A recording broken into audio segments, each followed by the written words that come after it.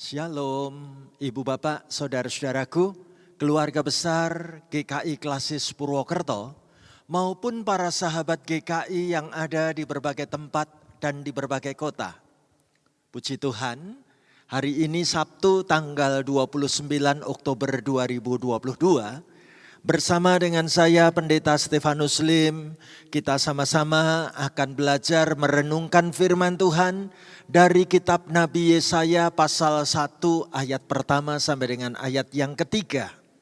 Dalam satu tema, keterlaluan melupakan pemiliknya.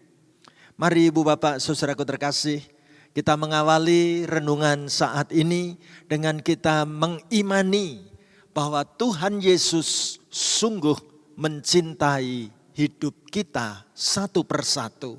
Yesus cinta saya. Kita nanti menyanyikan lagu ini dalam bahasa Mandarin maupun dalam bahasa Indonesia. Ayo kita memuji Tuhan dengan penuh semangat, penuh kegembiraan. Demikian.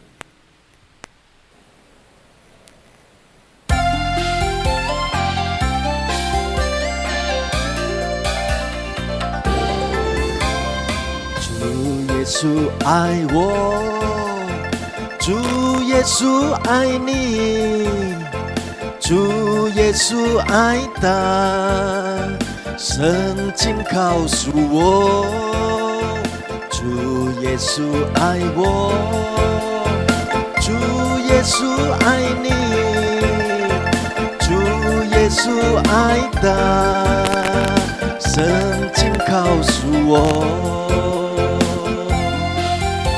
Kita nyanyi dalam bahasa Indonesia bersama-sama. Mari saudaraku. Yesus cinta saya, Yesus cinta kamu, Yesus cinta semuanya, firman-Nya digenapi. Yesus cinta saya, Yesus cinta kamu, Yesus cinta semuanya, firman-Nya digenapi.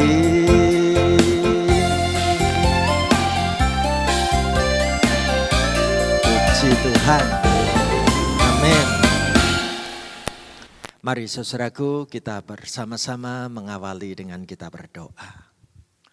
Terima kasih Tuhan, hari ini kami punya waktu untuk merenungkan firman-Mu. Pakailah hamba-Mu memberitakan kehendak Tuhan melalui pemberitaan firman Tuhan sebentar lagi. Beri kepada kami hati yang menanti-nantikan dan merindukan sabda-Mu. Beri kepada kami Roh Kudus-Mu yang menyemangati kami untuk mempraktekkan sabda firman-Mu. Sehingga kami sungguh-sungguh boleh hidup menyenangkan hati-Mu Tuhan. Kami sambut pelayanan firman Tuhan hari ini diberkati dalam nama Tuhan Yesus. Haleluya. Amin. Ibu Bapak, saudara-saudaraku yang dikasih dan mengasihi Tuhan. Inilah tema yang menarik ketika kita diingatkan keterlaluan melupakan pemiliknya. Ayo kita sama-sama mendalami firman Tuhan dari kitab Yesaya 1 ayat pertama sampai dengan ayat yang ketiga. Saya mau mengajak Ibu Bapak, Saudara-saudari bersama-sama ikut membaca dengan saya dari tempat kita masing-masing ya.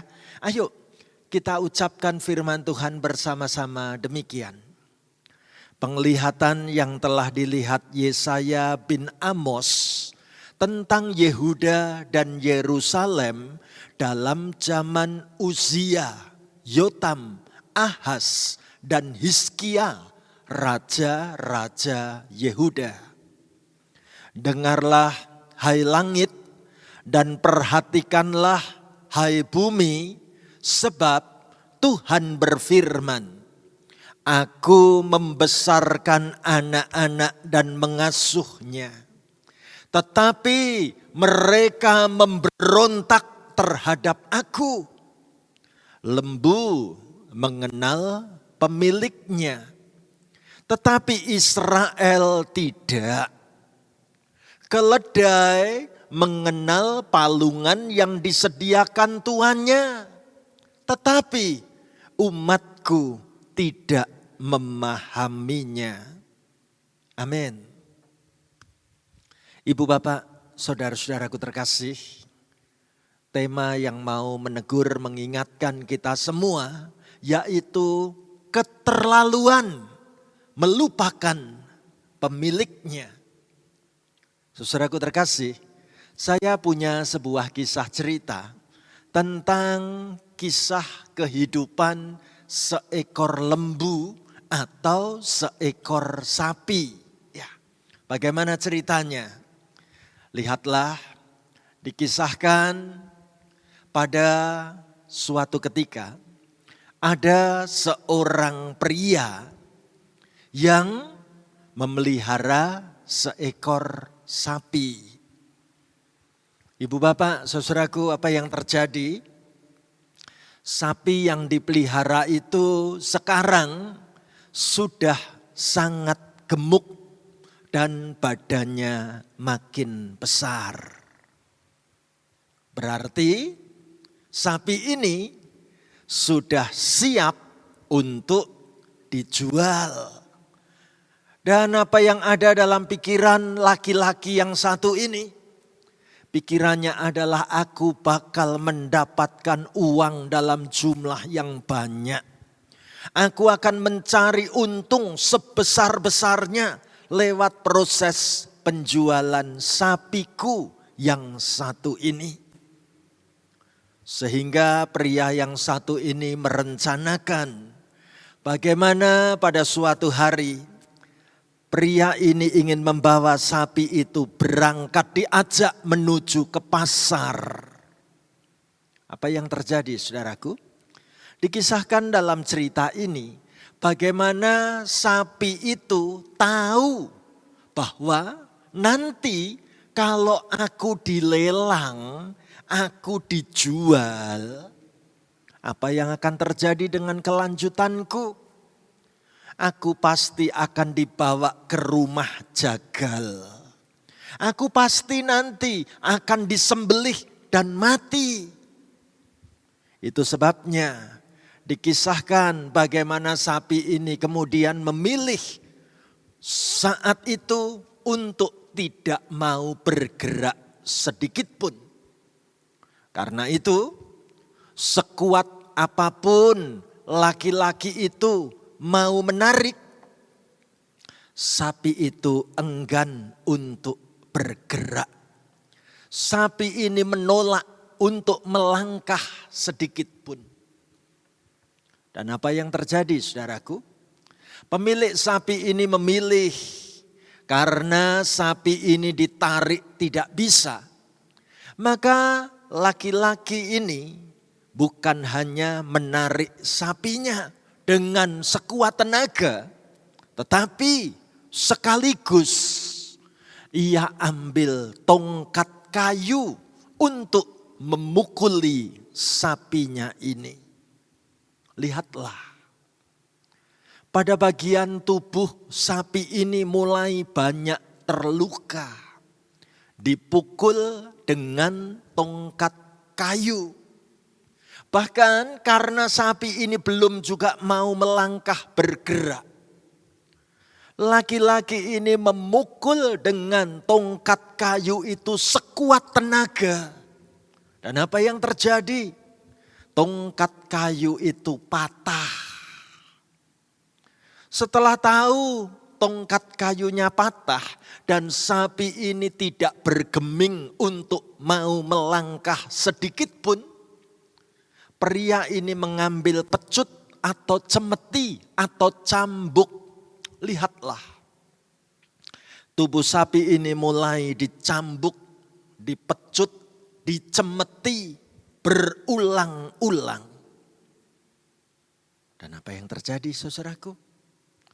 Di saat sapi itu terus banyak terluka, berhubung sapi ini kondisinya, tubuhnya, badannya mulai merasa kesakitan, maka mau tidak mau, sapi ini terpaksa melangkah bergerak mengikuti lelaki yang menuntunnya. Dan apa yang terjadi? Bagaimana pria menuntun sapi ini akhirnya masuk ke sebuah kota. Pada saat melintasi kota itu, ternyata pas kebetulan ada seorang pejabat yang memiliki kedudukan cukup tinggi, punya banyak uang dan banyak harta. Tiba-tiba pas berjalan keluar rumah. Dan apa yang terjadi? Lihatlah bagaimana ketika sapi itu menatap sang pejabat di kota itu. Melihat pejabat itu, sapi itu diceritakan segera berlutut. Dan sapi ini terus meneteskan air mata menangis. Bahkan dalam kisah cerita itu, sapi itu dengan tulus memohon kepada sang pejabat itu agar pejabat itu bersedia menyelamatkan nyawanya. Apa yang terjadi, saudaraku? Kisah cerita ini berlanjut. Bagaimana akhirnya pejabat itu sungguh tidak tega melihat sapi yang menangis seperti ini. Apa yang dilakukan sang pejabat? Pejabat ini lalu bertanya, apa pertanyaannya? Dia tanya kepada lelaki yang menuntun sapi itu, kemana engkau akan membawa sapi ini pergi? Dan bagaimana jawab lelaki itu? Lelaki itu berkata, aku akan menjual, aku akan melelang sapi ini. Untuk apa? Ya, aku lelang untuk dijagal, untuk nanti disembelih, untuk nanti bisa dijual dagingnya. Dan apa yang terjadi? Pejabat ini dengan penuh belas kasih segera berkata, berapa harga sapimu ini? Lelaki itu bertanya, kenapa kok tanya harga? Pejabat itu menjelaskan, aku akan membeli sapi ini darimu. Melihat pejabat itu tampak tertarik dengan sapinya. Apa yang dilakukan pria ini? Pria ini sambil tersenyum, dia berkata, aku mau jual sapiku ini dengan harga 8.000 tahil perak. Sebuah angka yang menunjuk harganya betul-betul sangat mahal. 8.000 tahil perak. Sampai pejabat itu kaget dan mengatakan harga ini sungguh sangat mahal. Tetapi apa yang dilakukan pejabat itu? Melihat sapi yang menangis, melihat sapi yang sedih, pejabat itu sungguh tidak tega. Apa yang ia katakan? Segera pejabat ini berkata, baiklah, aku mau beli sapi ini, aku mau bayar sekarang juga.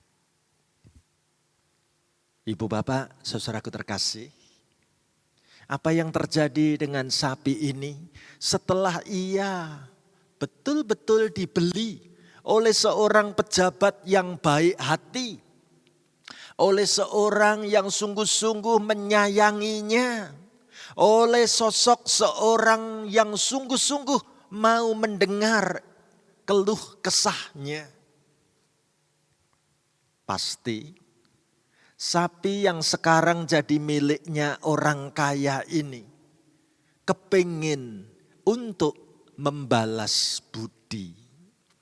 Bagaimana caranya aku bisa bekerja sungguh-sungguh untuk pemilikku yang sekarang ini. Bagaimana aku bisa memberikan semua tenagaku untuk menolong pemilik baruku yang sangat baik hati ini. Pasti seperti itu kisah tentang sapi ini.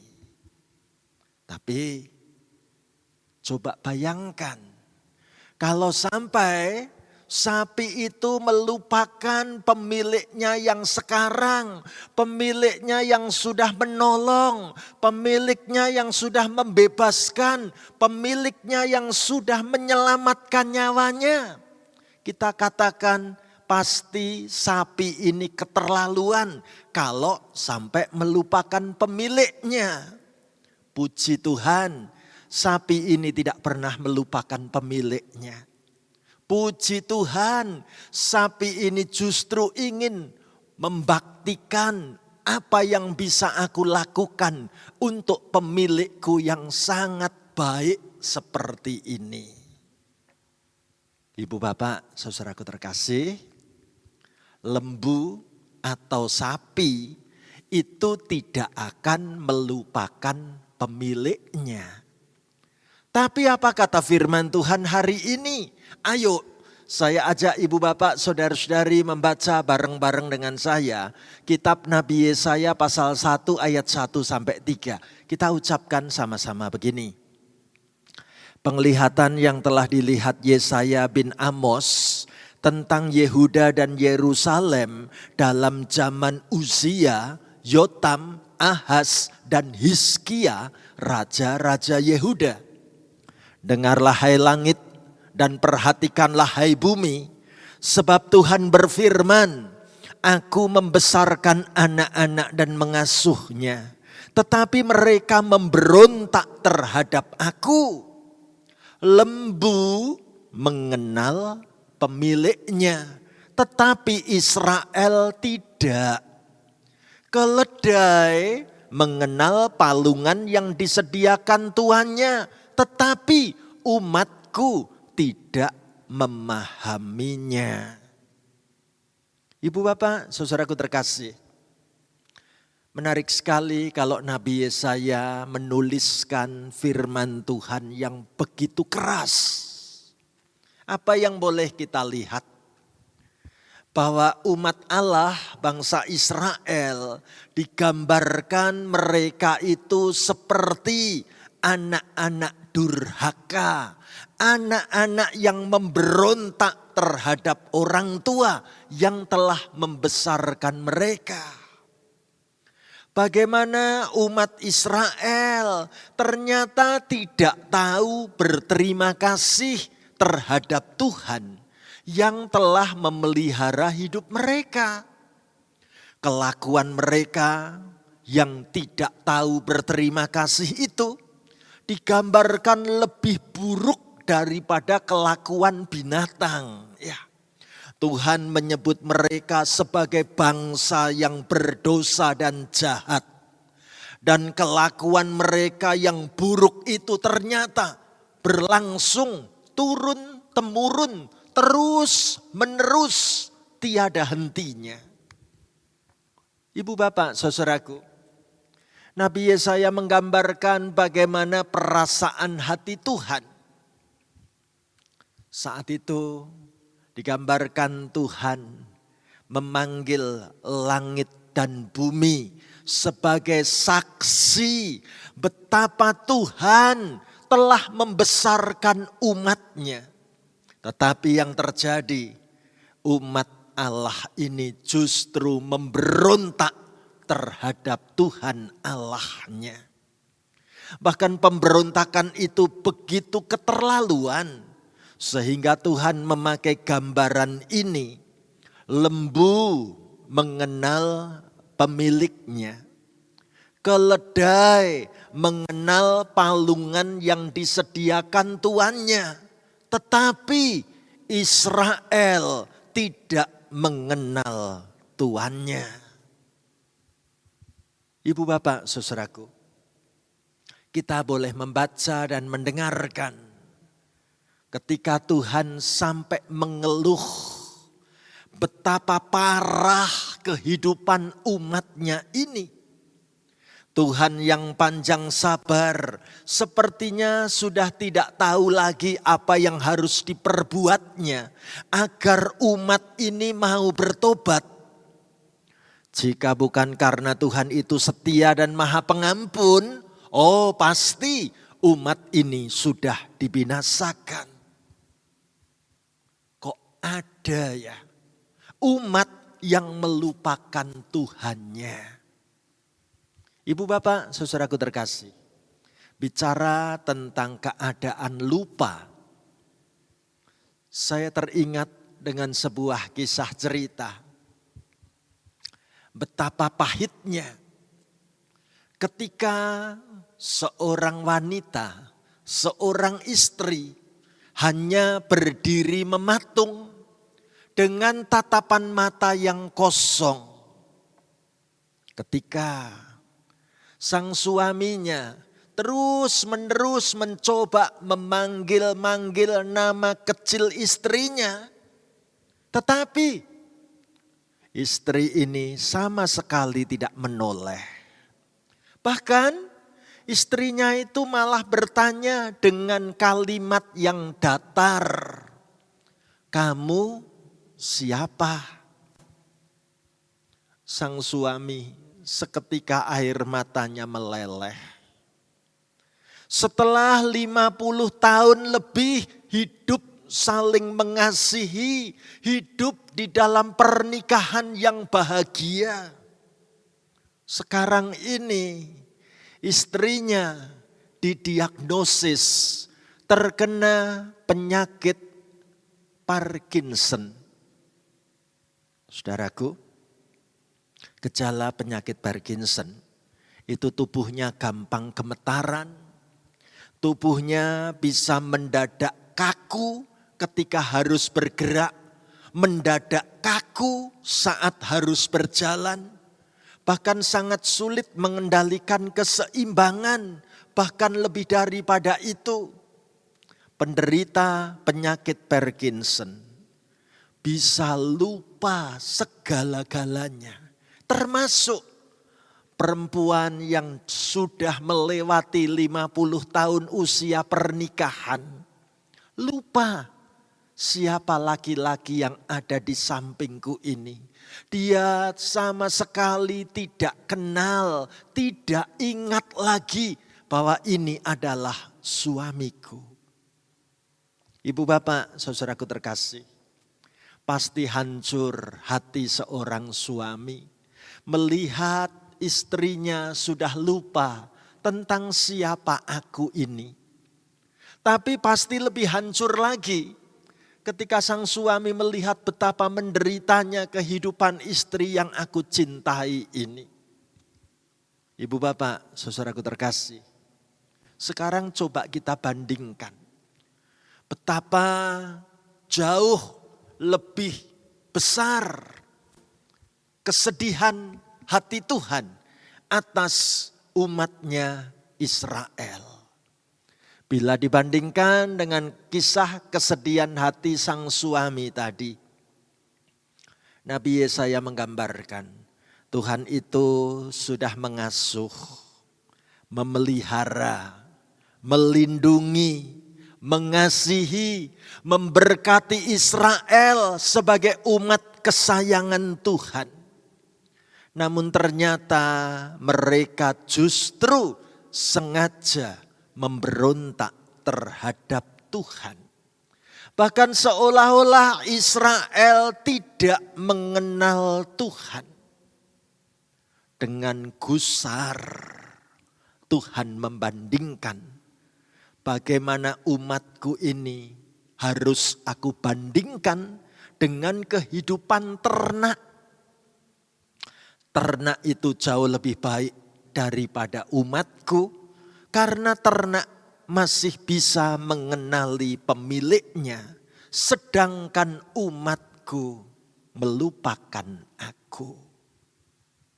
Ibu bapak, saudaraku terkasih, hari ini firman Tuhan menegur kita.